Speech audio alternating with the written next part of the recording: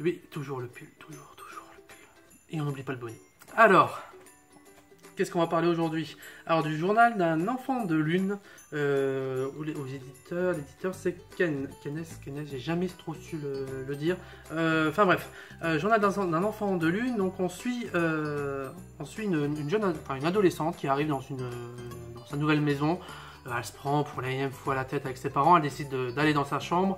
À un moment, elle jette quelque chose sur le radiateur, et derrière le radiateur, on a un cahier qui tombe. Donc elle va découvrir que c'est un journal intime qui appartenait à l'un des anciens locataires de cette maison, donc qui était un jeune de son âge.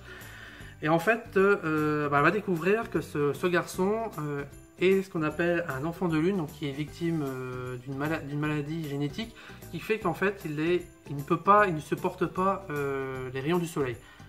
Je ne sais plus exactement ce que ça fait, mais je crois qu'au niveau des rayons UV, voilà, au niveau de ces cellules, ils ne peuvent pas se projeter correctement, et du coup voilà, ça peut développer des cancers, des problèmes de peau, etc.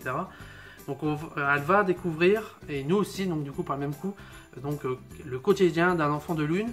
Et en fait, il y a finalement deux histoires qui vont se mettre en place. Une première donc avec cette jeune fille qui va découvrir ce garçon et cette maladie qu'elle ne connaît pas.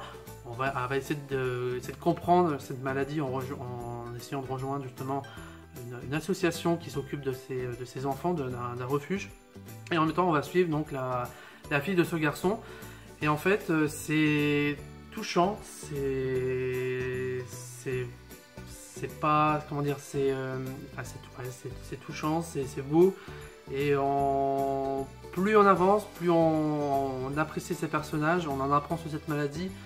Et d'une certaine façon, les histoires vont se rejoindre.